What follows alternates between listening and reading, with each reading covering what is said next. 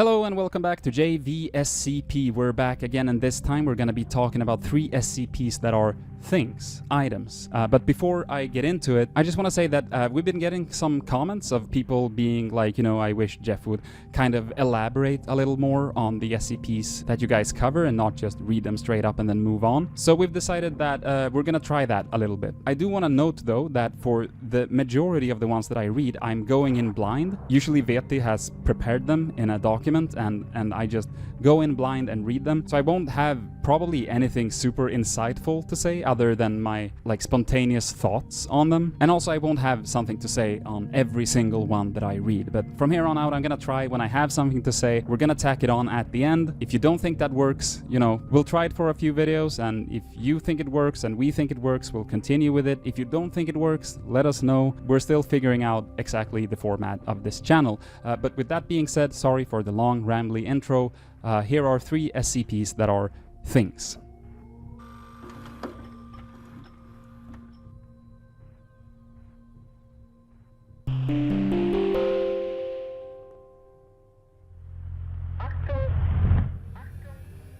SCP-2196 by Enemy of Entropy from the SCP Wiki.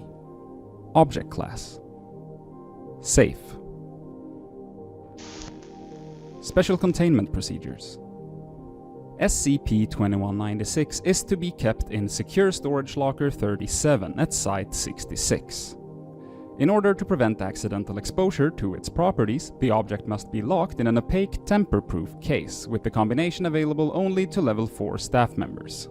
Outside of testing, SCP-2196-B must not be viewed by any staff member. Any personnel suspected of exposure to -B are to be suspended of all authority until administered a Class B amnestic. In addition, any personnel requesting the destruction of 2196, attempting to reclassify 2196, or in any way modify its containment procedures are to be treated as if under the effects of exposure. Description: SCP-2196-A is a disc approximately 18 centimeters across and 3 millimeters thick. The front side of -A is smooth to the limits of detection, while the back is lightly etched with a fractal pattern which shrinks below the measurable level near the center. -A absorbs all radiation directed at it, giving it a completely black appearance with the exception of -B. -B is a small light point on the surface of -A, which moves toward the edge as viewing angle decreases, following what appears to be a logarithmic deceleration towards the edge of -A as it is viewed from lower angles to -A's surface. Subjects observing -B begin to experience a strong curiosity about its nature, along with a minor compulsion to magnify it, typically requesting telescopes or similar devices in order to clearly see -B. As magnification is increased and perceived arc diameter expands, subjects show signs of dread, apprehension, and paranoia, along with an increased compulsion to magnify the object, typically reporting that they are unwilling or unable to look away. At this point, subjects are still able to cease the process under coercion. As subjects begin to approach a perceived diameter of 1 arc minute, they become mute and unresponsive, only continuing magnification. Brain scans of subjects at this stage show intense activity in the amygdala and occipital lobe. As subjects zoom to an estimated angular diameter of 30 arc minutes, including digital magnification and telescopic photographs, they cease and lose consciousness, waking after a short period with no memory of what -B looks like. Recovery Log.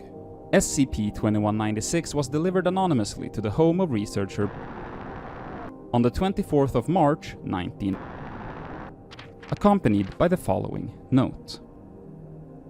O jailers, to your chosen task, your distance passes by. We pray that you find true success, where we could only try. Due to researcher's previous encounter with the group of interest known as the Serpent's Hand, it is believed she was used as a contact point for the Foundation. Further investigation is ongoing. Addendum 2196-1. A faint radiation pulse was detected from -B, years after initial containment, of a similar frequency to that of a high-intensity cutting laser used on the object during initial durability tests. Addendum 2196-2.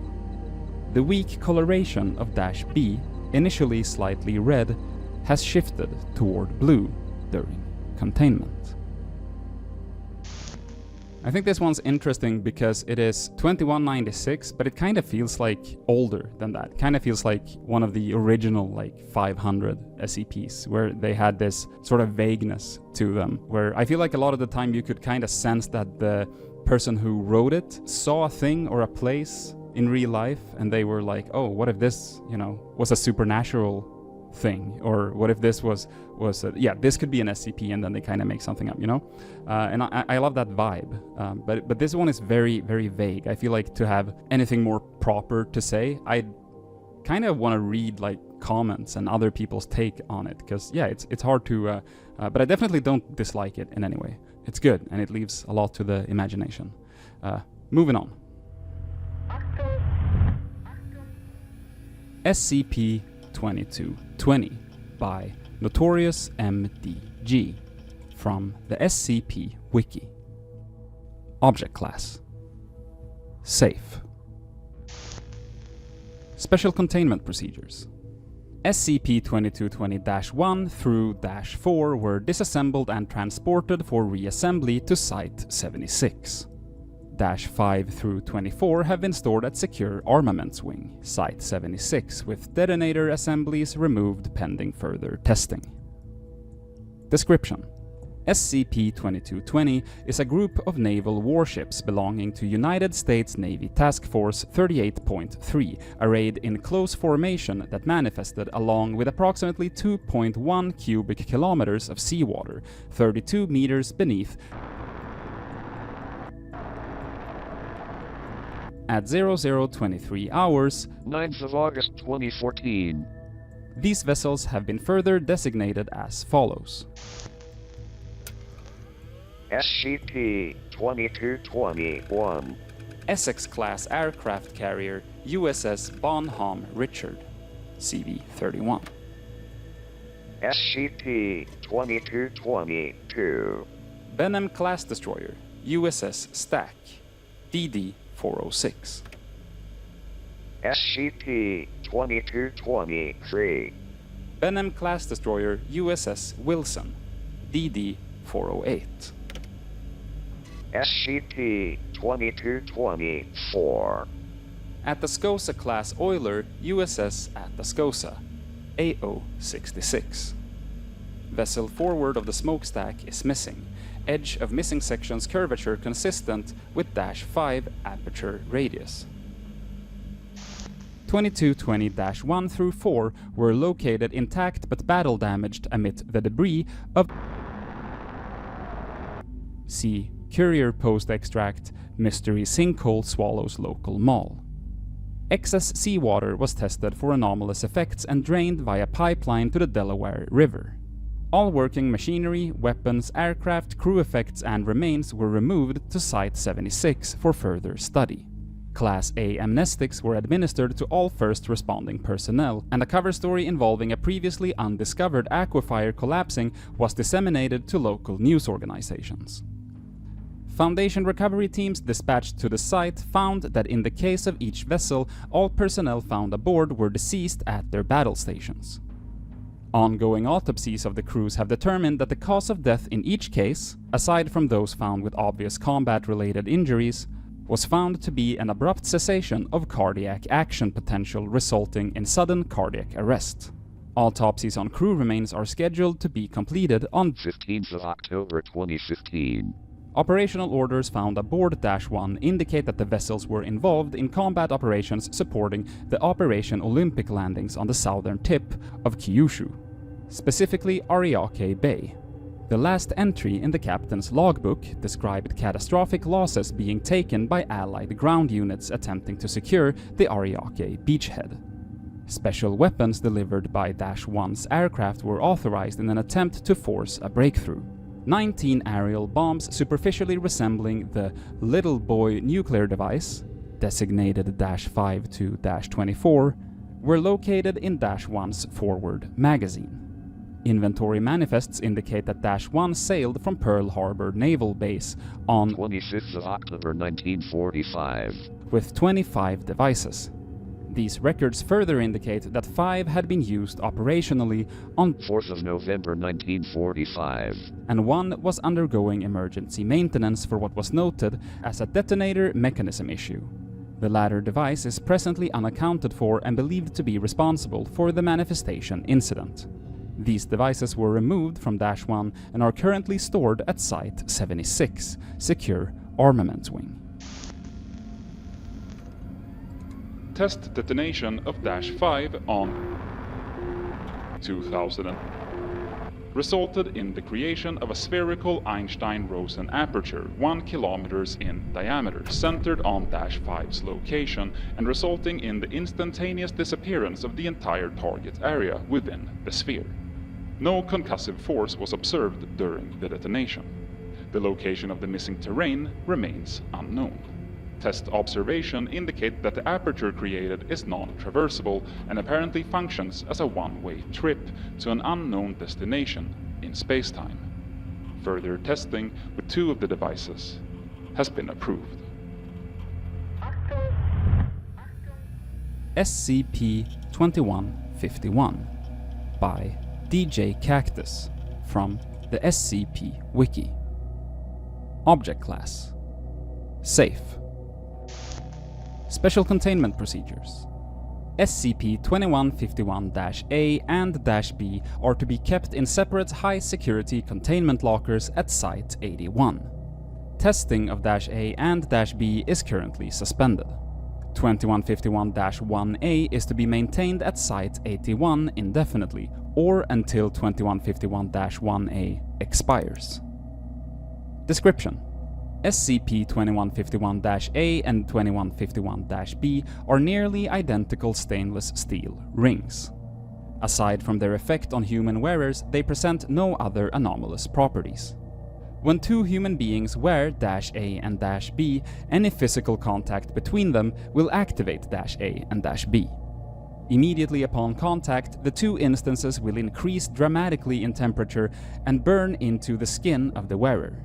This happens quickly and typically takes less than 20 seconds before the objects disappear under the skin of the wearer. The point of contact between the 2 subjects will also increase in temperature, often resulting in severe burning in the area, and the skin there will fuse. As time passes, more and more of the skin connecting the 2 individuals will become fused, eventually consuming the entire bodies of both subjects. Over time, the distinguishing characteristics of the individual objects will become distorted and unrecognizable from their original state, and many of the biological functions of the individuals will shut down entirely. Footnote: similarity in this process to the creation of instances of 427-1 has been noted. The potential of a similar origin for -A and B and 427 is currently under investigation. The resulting entity is classified as 2151-1X. It is currently uncertain whether any higher mental functions are maintained throughout this process. At the end of this process, -A and -B will be pushed out of the resulting body by seemingly natural processes. No other anomalous activity occurs past this point. SCP-2151-1A is an entity believed to be the product of -A and -B's effect on 2 human beings. This entity was discovered at the home of Mr. and in the room of See Addendum 2151-A for more information. Despite additional instances of -1X expiring shortly after formation, -1A has persisted for more than 30 years since discovery. Research into how this is possible is ongoing.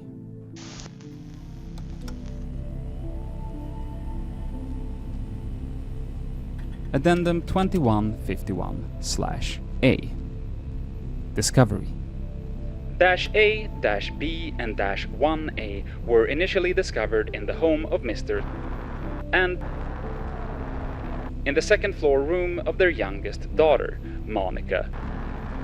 Current 2151 timelines have revealed that the initial contact event began on September 17th, 1971, at roughly 1900 hours, when Mr.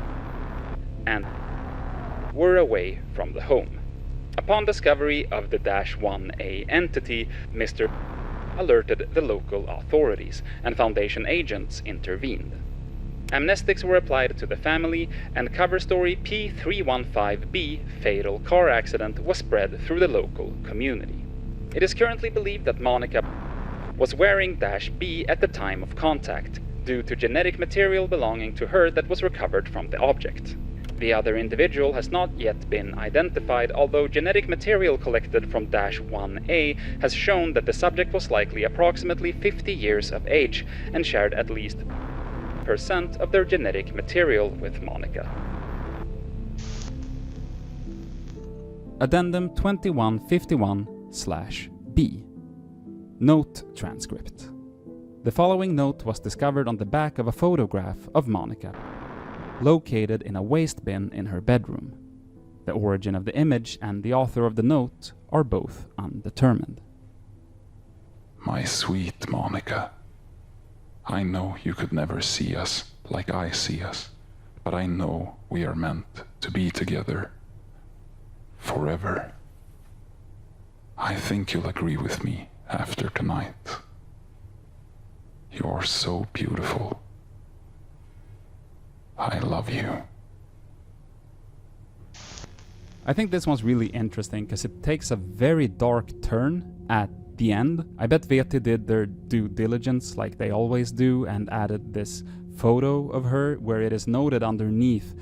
It says Monica, age 17. And I mean, I can't say for sure that I know exactly what happened in this one, but I think that the implication is pretty dark.